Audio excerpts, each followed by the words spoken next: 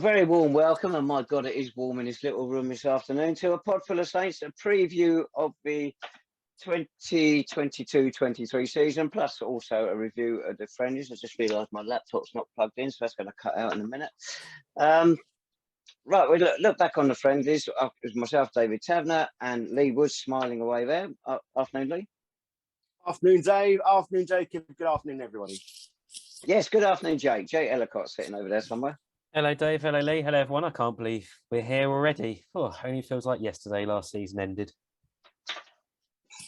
Is it finished? Have you told me? Couldn't come soon enough, could it? Right. Last time we chatted about serious matters was after the Harpenden Town game, when two late goals from somebody or other. Oh, Mitchell Weiss got us a victory there. Goals on 76. Joe Neal, wasn't it? Oh, right. That'd be the day, Lee. Goals on 76 and 82 minutes is identical to the two times that Sean Jeffers got his 2 goals against Barnet on Saturday. Isn't it a funny old world? I know you two haven't seen too many of the friendlies, but what impression have you managed to glean from the results and whatnot? My impression is mixed, I think. And I think that's probably up until before the Stevenage game on Saturday. Well, that was also the impression I was getting from Ian and a lot of the coaching team. We didn't play Stevenage again on Saturday, did we? How many more times are we going to play? Barnet. Yeah, it's been a mixed summer. I think we talked about in the last episode about how we've had great summers and then started seasons poorly, and had poor summers and then started seasons really well. So I don't think it really particularly matters. But yeah, it's been a mixed bag of results. I think there's a few concerns which we'll touch upon. I think we've seen again that if Sean doesn't score, Sean Jeffers, we might be a bit light of goals potentially. But yeah, it's been an up and down summer. And I think the lads will just be happy to get out there and playing some competitive football come 3 p.m. Saturday, I think. Anything to add to that, Lee? I just don't know what you boys expect from a pre-season campaign, because it was like, in an ideal world, we'd have some friendlies where we get, time into the legs. We get to look at systems and formations and balance of play, and then we have 1 or 2 high-profile games. You still there with us, Tabs? You still there, buddy? No, I'm somewhere else. But it was, I don't know really what people expect. I mean, pre-seasons is pre-season. I mean, we can't read too much into it, can we? No, we can't. You're dead right. So that was very good. Right, on to the season. It was the 6th time we've had exactly 7 friendlies, and Jake has already touched upon this point. It's the first time when we've only had 7 games, but we failed to score in 4 of them. Is it a major issue? We know last year if Sean didn't score, we had problems. It doesn't look like it's been resolved from the friendlies we've seen, because a good number against lower league opposition, we still couldn't get goals. So how do we get around it with the players we got? I think it's too early to tell if it's a major issue. I think arguably, if we're being kind, but I think we pinpointed this, didn't we? First episode of the summer, saying it doesn't look like we've signed a backup really to Sean, or someone to firing in those goals from somewhere else on the pitch. So it's probably an issue, and I don't know how we're going to get around it in a minute with the way the squad's shaping up. But it's a concern. But I'm sure Ian's still confident. If you've got a man that's scoring 25, 30 goals a season, you can't complain, can you? No, we got one scoring over 30. What are you on about? But we haven't got anybody else getting above half a dozen. Lee, I'd be interested to hear what you think about it, because obviously, as you say, pre-season, you can't really read much into it at all. But that goal scoring is a bit of a concern at the back of the mind, isn't it? Well, thank you, Jacob. I don't really think you give a shit what I think, mate. But of course I do. I will put it forward regardless, because this is what the pod is all about. It's a concern for me, boys. It genuinely is, because it's been proven, as Tav said, no Jeffers, no goals. And we missed some gilt-edged chances last night. Okay, taking it into the context of the game. Did you fellas see Ian's article with Neil at the Hartsad last week, where he made a reference to, we don't want to be a Billericay and go off spending? Well, look, I thought that was such a lazy comment from Ian. It was a throwaway comment. I don't know anybody at Clarence Park who wants us to be anything like Billericay in terms of the spending. Not one person I've spoken to or overheard or goaded or harassed has mentioned anything like being Billericay Town. Now, either Ian's feeling the pressure for not getting the players in, which is one of two things. Either he hasn't got the ability now to attract the good quality players, or he's not allowed to attract the good quality players. Either or, it's a concern. And if Jeffers was to get injured, I'm sorry, boys, but we're in a little bit of trouble. It's funny, the points you raised there, Lee, are the same points we raised last season. And you look at our summer signings, and it hasn't been addressed. The club, it has undoubtedly invested a lot of money in Sean Jeffers. There's no two ways about it. He wouldn't be here otherwise. I mean, that's not an insult to Sean. He's got a talent there, and you get rewarded for it. But one hopes we haven't put all our eggs in one basket, and any other cliches you want to use. But it does look like it's restricted our movements elsewhere in the transfer market. The players we've brought in, they haven't really shone pre-season, which you don't mind as long as they do it in the league. But I don't know, I look at right back and I think Devante Stanley is better than the player we brought in. So you're wondering about our signings overall? Yeah, I think, Ian worked very hard to address one issue in the summer, and that was midfield. And I think when we saw those midfield signings coming in, I think I remember talking to supporters and thinking, okay, this is looking all right. They're doing what we needed to. Someone like Minash and Shez Isaac, etc. But then, as you're saying, elsewhere in the squad, particularly up front, I know Ian's talked about he has faith in Joe Neal, but he hasn't scored a competitive goal for us yet. And I don't want to put pressure on him. And I like him. I like his effort. He fights for the team. But he hasn't scored. We brought him in as a goal scorer, did we not? And he hasn't done it yet. And he's got to start firing straight away if we are to have any hope of being competitive in the top half of this table, I think, this season.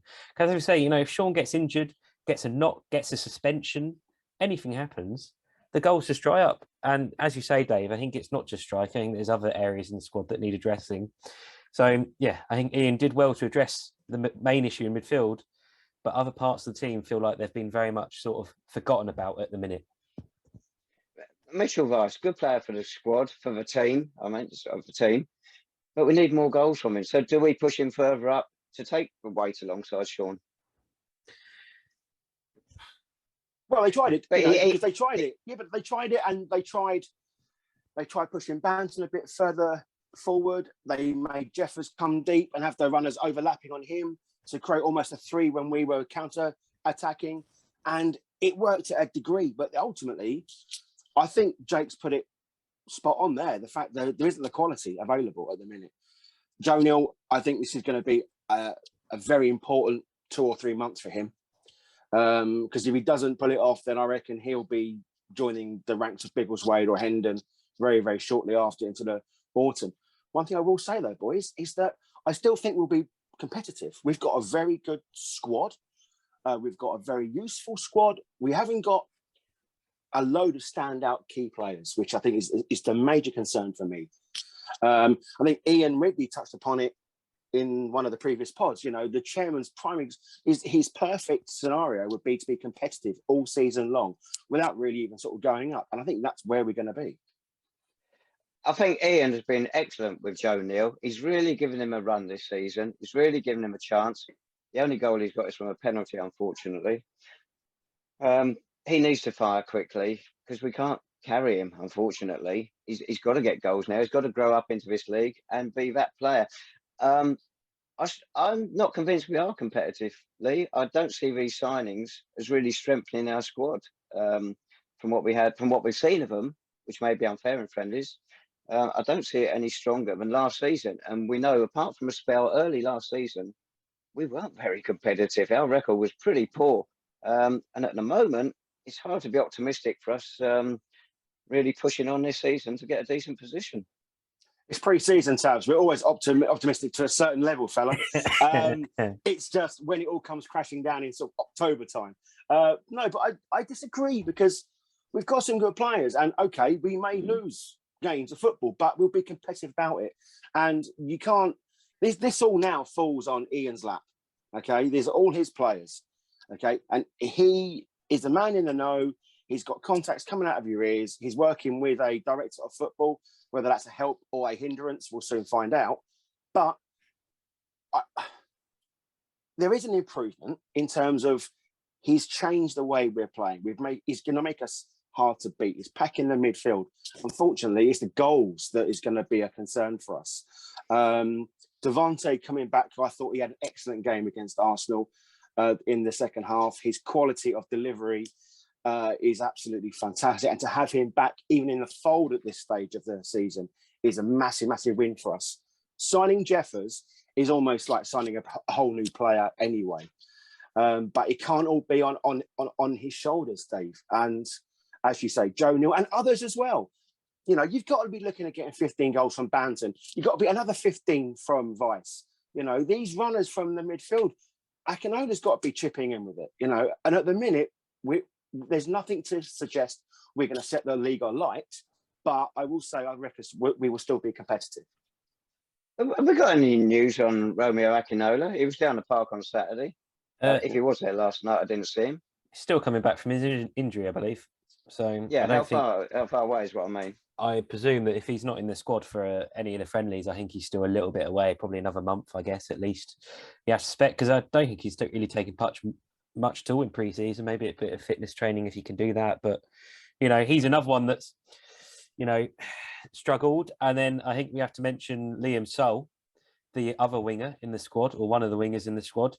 I don't think he had his finest performance against Arsenal last night. I thought he really struggled at times, to be honest. If might be harsh, I know it's the summer, and I'm sure people think we are being harsh. But, you know, Liam Soul is another player that's really got to step up this season if we are to challenge, and if he is to stay around in the squad for the full season, because he's got to have a chance to play. And if he doesn't, then because he's got to be producing, you know, goals and assists. And a lot of players do. And we mentioned it in the last podcast. We lost Johnny Goddard, probably the main creative force from midfield last season. You know, again, his stats weren't amazing, and I'm sure Dave would agree with that. But at the same time, he probably was one of the only creative sparks we had in midfield at times. And he's gone. Who's going to replace him? Someone's got to step up desperately.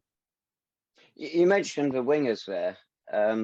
We had a trialist. I can't remember if it was A, B, C, or D. A guy called Reynald Hercules, who was released by Brentford back in May. He played at Enfield, went off when he got injured in the second half, got a couple of very good goals, and he looked really good and positive, so strong on the ball, used it well, got to say 2 great goals. We've not seen much of him since. He got sent off at Hendon's somewhat harshly. He featured against Barnet and he was disappointing. His crossing was poor and everything. Didn't feature even on the bench against Arsenal. I suspect we're not going to see him again. But he had the sort of ability, hello, computer has locked, God said good night. He had the ability to really give us some thrust, but we need, because he's a bit pedestrian that side, and he's the sort of player we need. If we're not going to get him, I think we've still got some shopping to do. I agree. I think when we signed Liam, I remember saying to a few supporters that surely instead of putting that money on Liam Soul, and this might be harsh on Liam, spend it on someone like a Hercules. You know, he's strong and quick and really willing to run at defence direct and, you know, not afraid to shoot.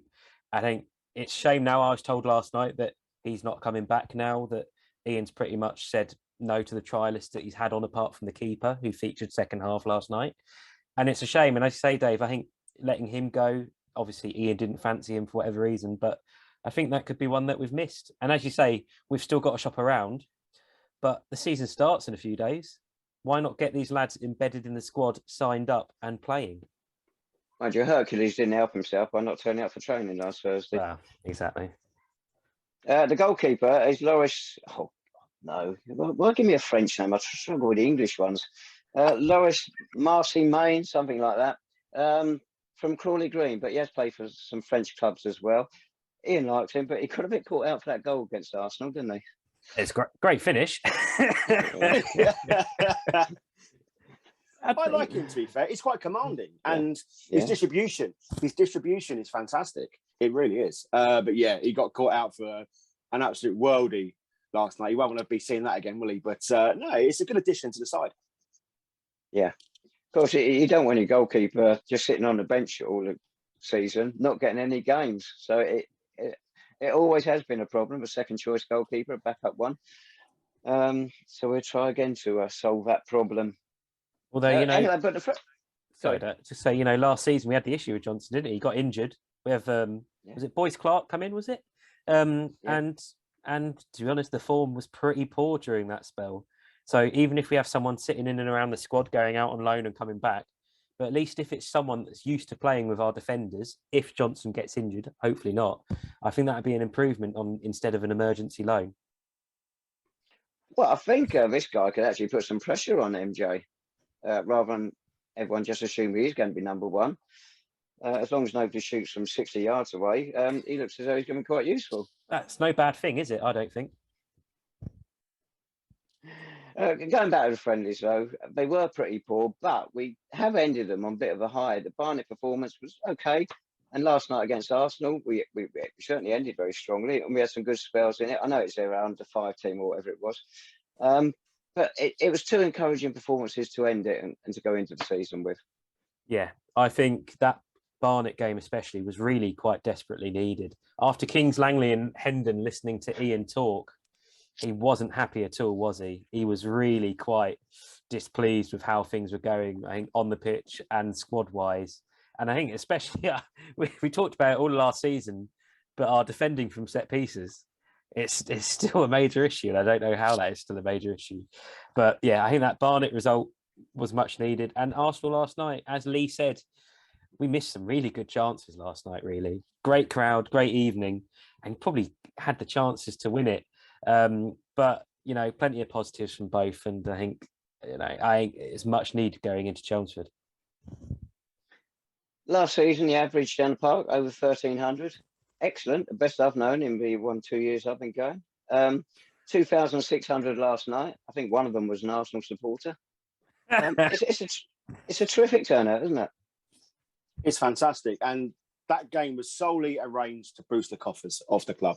And it worked fantastically well because everyone, it was a smile on the face, and it was a really nice evening. And what would happen, hopefully, is because of the product that was being offered, people will now come back again and, you know, see what it's all about, because there were some new faces there, given the fact that we had an increased attendance for last year as well.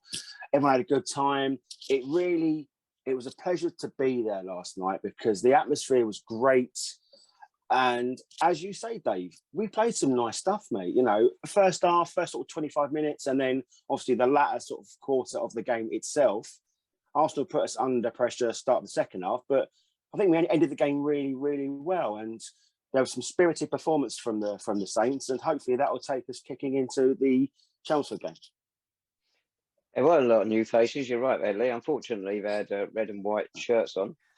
One player we didn't see last night was Minash Sundir. We've got to hope he's fit for Saturday.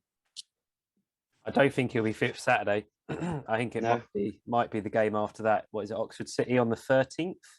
I think that was what I was hearing. He may feature then. But yeah, I mean, Lee's right. You know, I mentioned to Lee last night that those Arsenal fans are the kind of people that they live locally. You want to attract them to come down on the Saturdays that Arsenal aren't at the Emirates, or a lot of those people won't be able to get season tickets for Arsenal games.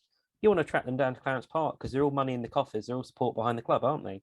And as you say, hopefully that final 15 minutes of the Saints knocking at the door will be that lasting memory for them of, it's not bad, these lot in the Conference South. Not bad, this non-league football. We might come back again. Why do we go back? I don't know. We got to suffer it all season now, Dave. But can I just add to that, fellas, as well? I thought the club pitched it perfectly in terms of the pricing as well. Under 12s getting for free, and it's 10 quid for adults. And, you know, hats off to the club because they've done some good work to get the game back on after Arsenal sort of shelved it first time around. And no, it was a real good time to be at Clarence Park last night. So we're going into the season upbeat by the sound of it. Well, I am. You two miserable sods, obviously not. But you know, I think we'll talk about the Chelmsford game in a minute. But I think the last two games and this, you know, I think gives us plenty of positives going into the season. Well, the reason why Jake and I got trepidation, Lee, simply because it's at Chelmsford. It's not a safe place to go. But we shan't expand on that. I hope you're not driving, Dave. I think I'll walk. Be much safer. Right, has anybody looked in to see what Chelmsford are up to? I see they had some issues with their pitch in the summer.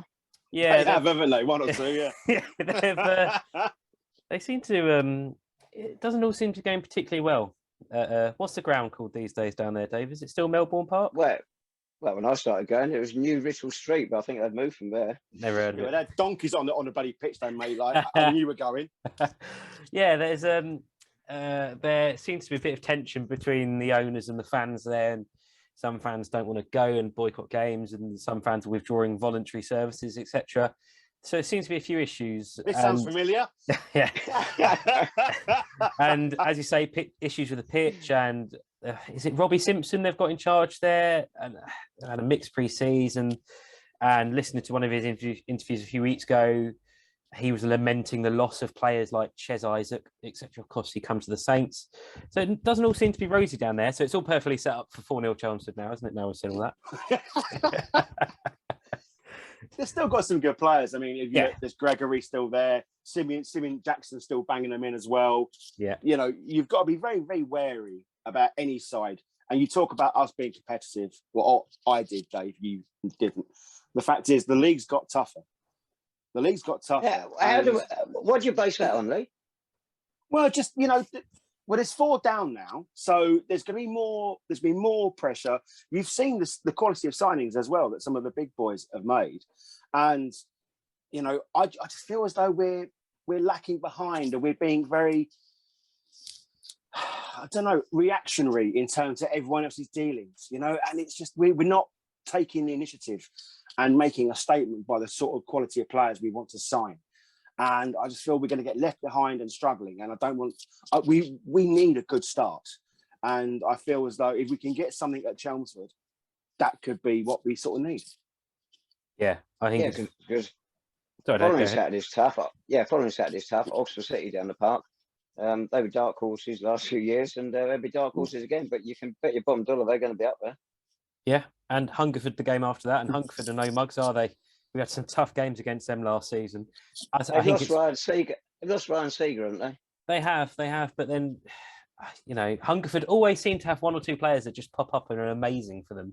So I suspect they'll still be up there. But as Lee says, you know, it's really important. I think we pick up a result of some sort against Chelmsford just to get the season kick-started. You get a result, Jake. You definitely get a result. 1 drawn or loss. Oh, you get a result. I think we can't afford to lose Saturday because you want to start the season positively. I think, and you know, they've got Kale da Costa. He's going to score, surely, you know, against us. But it's right, can I just say this? Because you mentioned him on the last pod. Is this the same Kale da Costa that used to play for us? Or is there a new Kale da Costa? No, it's same been like one. an amalgamation of Zidane and Ronaldo. We make him sound like that. And I mean, Dave, you do. Dave, we should mention that we know that Saints will probably have 1 new face in the squad before Saturday. A new left back, potentially on loan from Stevenage. Cat bag out of. Yeah. Yes, we wait and see on that one. We've known about it for a week. Just waiting for confirmation for it to come off, aren't we? It's an interesting one. I don't know whether it's a short-term loan or a long-time loan. It's an interesting move.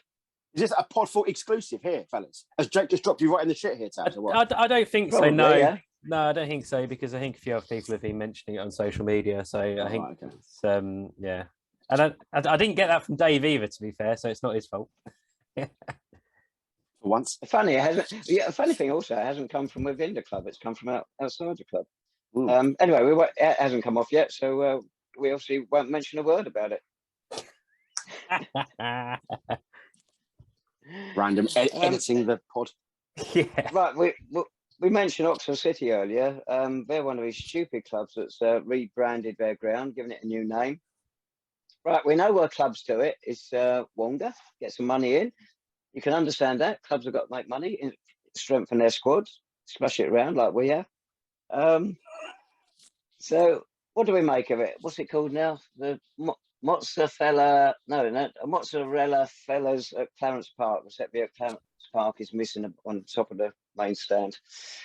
You two mix in better circles than I do. What's the opinion?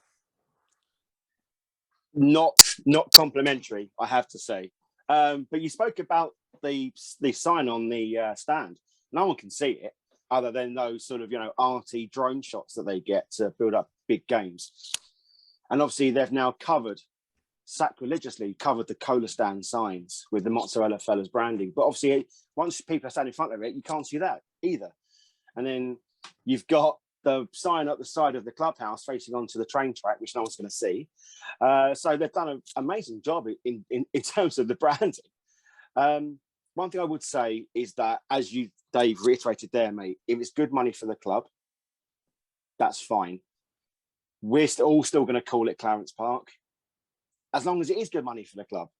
I don't know how much it is, Lee. My brother saw in the paper somewhere in Norfolk, which they live out there with the sheep and whatnot, and they saw a figure of 25,000, but I don't know if that's for a year, 3 years, or whatever. I haven't seen the figure anywhere. Have you? It's not like the club to be sort of cagey about stuff like this, though, is it? So it's, but who knows? But as I say, it's good for the club to support a local business. I'm not entirely sure they're going to get masses out of it, if I'm honest. But the ironic thing is that I can actually get a pizza at the ground yesterday. Well, not that I saw. So I'm not entirely sure who benefits the most out of all of this. Listen, as I said on the last pod, this isn't even the worst thing the club have done in the last 2 years. So it's, let them get on with it. You know, if it makes them a bit of money, fine. But you only have to look at the tirade of abuse that the club have got on socials. It hasn't gone down well, but as we all say, we know why clubs do it, and it's all down to money. What's what can we just call them? MF. Yeah. They had a bit on their website saying they're going to expand into the Clarence Park and whatnot, use those as outlets. Well, the club knew nothing about it. They dismissed it, and I believe it got rejected by the council if it got that far. But it certainly is not going to go ahead. And I think you said to me earlier, Jake, they've now removed it from their website, haven't they? Yeah, when I checked earlier, it looks like that bit's gone. I think that was when I saw that last week. I was like, what's going on here? That's very, very strange. And I say the wording almost sounds as if they were moving, as if they were going to operate out Clarence Park on sort of Wednesday to Saturdays from like 5 o'clock till 10 o'clock. And I was like, I don't think that's going to go down well with the residents of York Road, etc., etc. But yeah, that's disappeared now. And sort of speaking to a few people, sounds like that.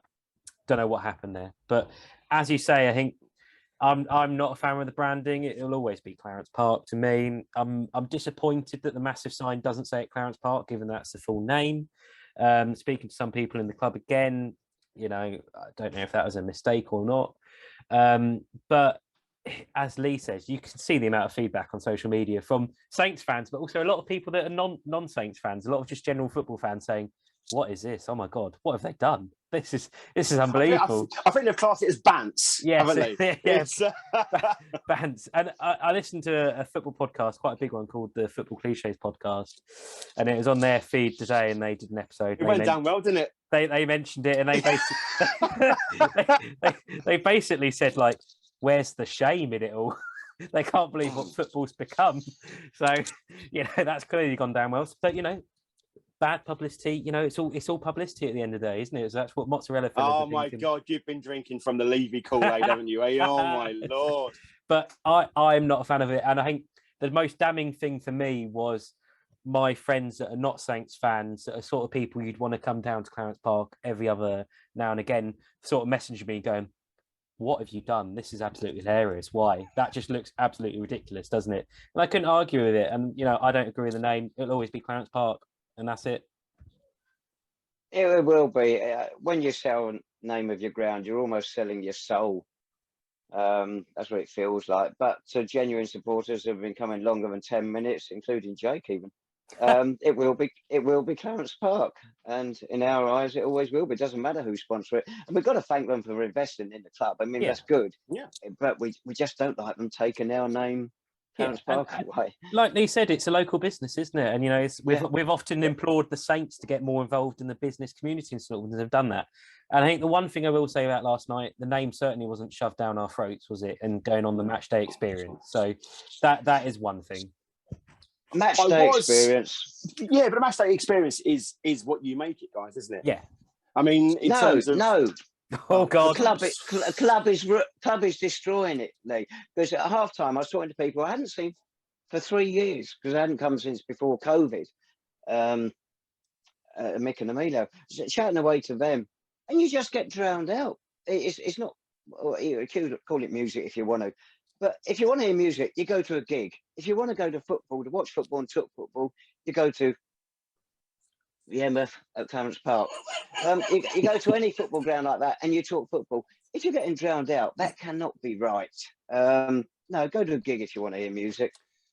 Dave, so the music, along with the naming rights of grounds and pop-up bars, it's the way football is going, and it's to utilise the space we've got in Clarence Park, right? So it's a volume of the music. Keep it right down so you can chat above it. Well, you and Andy are best mates now, so you can perhaps start to mention it to her, you know. But what I would say, you know, if I thought it would help, I would counter offer what Mozzarella Fellas have done. Just to sort of keep it as it is, you know.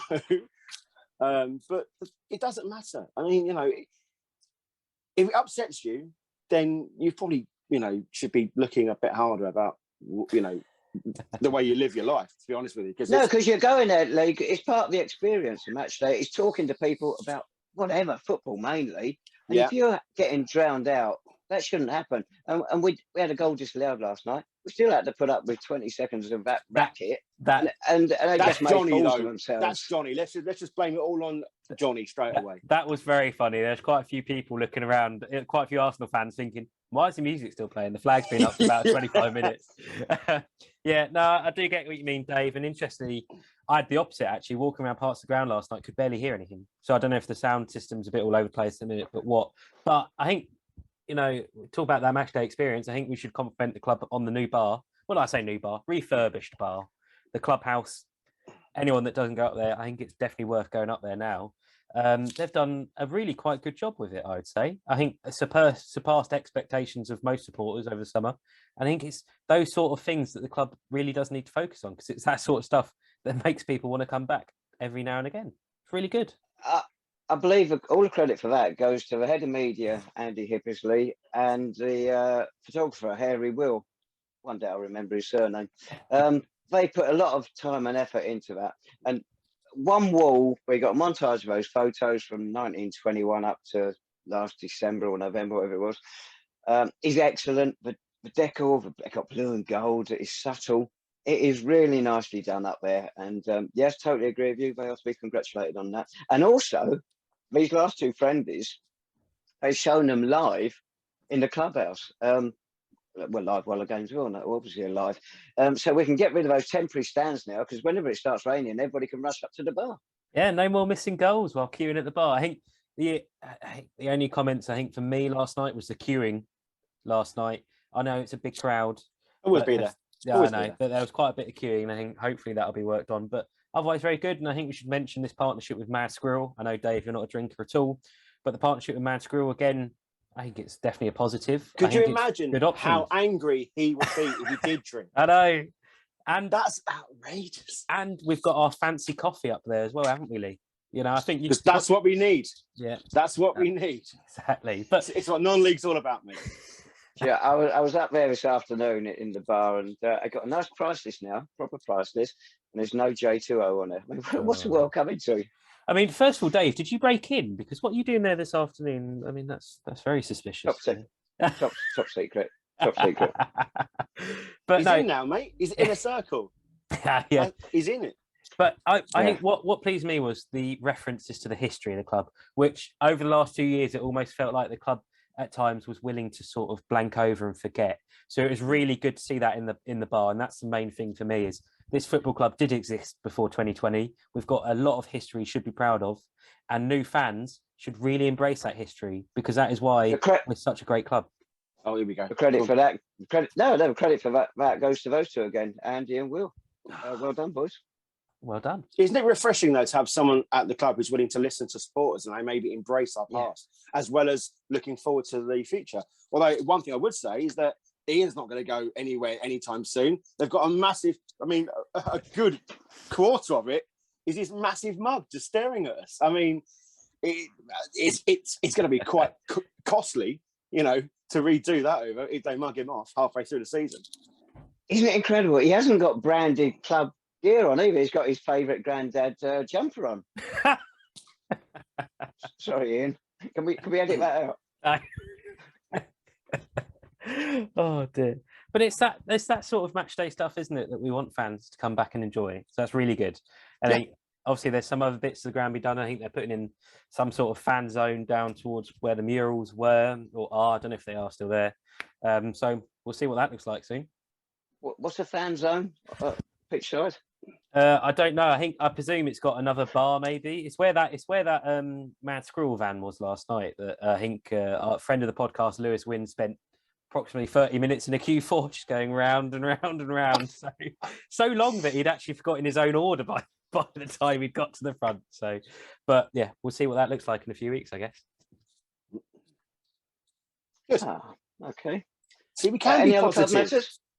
Yes. Shall we spare you the prediction this season, or do you want to go for it? Oh God, it's fun.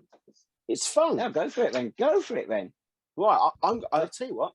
2-1 City against Chelmsford. Yeah. Which City, Lee? No. That's just details, Tab. Just 2-1 City is all I'm going to do. I'm going to go 3-1 Saints. We did have a question before we end of what do you guys think would be a successful season for the Saints? Starting now, just what do you think would be a successful season, realistic season as well? I think they'd be happy with last season again. Obviously, the second round of the FA Cup. That is not going to happen every season. I think they'd be happy to get challenging for a playoff place, preferably get into it, but not get promoted. I think they just want to keep building our coffers. We went into last season with 423,000. We must have come close on doubling that from everything that happened last season. We got money coming out of our ears. And I think they'd like to hold back on promotion until we get a new ground. Will it be in our lifetimes? I want us to spend like Bill or Ricky and just go balls deep, mate. Just let it splash it like there's no going out of fashion. And seriously, it's a shame because I don't believe that the fans' vision of success matches that of the club. I think Taz is actually spot on. I like us to be competitive. I like us to be challenging for promotion. Why not? It's where we deserve to be. Otherwise, we're just being stagnant, and then you come into a whole world of problems. I believe that success will be getting into playoffs. You know, I think that is the bare minimum, the absolute bare minimum that we need to be reaching for. But as Tav said, I think it's probably more money driven than it is success on the pitch driven at the minute. Jake, yeah, turn.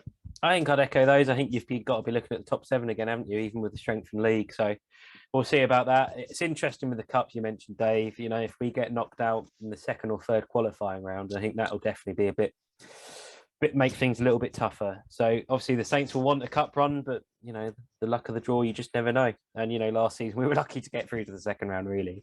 But yeah, you've got to be looking for the top 7. I think if the Saints find themselves having a tough start to the season, I think there'll be a lot of question marks because I don't think that's what they would have planned for. It would be really interesting to hear what supporters feel as though it's going to be a successful season. Maybe they can get in touch with us on Twitter. Jake, want to give them the Twitter handle, my friend? Yeah, at a Podful of Saints. You can also email us. Dave's there every day, sort of just waiting. I haven't looked. I've got to admit, I ran out of time this afternoon. I got back late and I didn't get time to look at it. But there's no doubt there's dozens on there. Dave, I've never known you to be this busy. This is amazing. He's schmoozing, mate. Schmoozing with club officials now. He's part of the inner circle. Outrageous. That's not going to happen, Lee. You know. Come over to the dark side, Dave. God. I just want to mention a former player of ours last night. We had 30 seconds of applause for him. Alan Dickey last, known as Dickey, of course. He passed away last Saturday morning, 85. The players these days have to play in various positions, and they don't all like doing it. Dickey started off as a forward, a phenomenal forward. He played in the first season of the Northern Sunday League, 61-62, scored 48 goals that season. He was the first player to score 200 times in the Sunday League. Yet by the time he got to us in 1963, he was a left back. And that's pretty much where he played all his 91 games for us, 1 goal.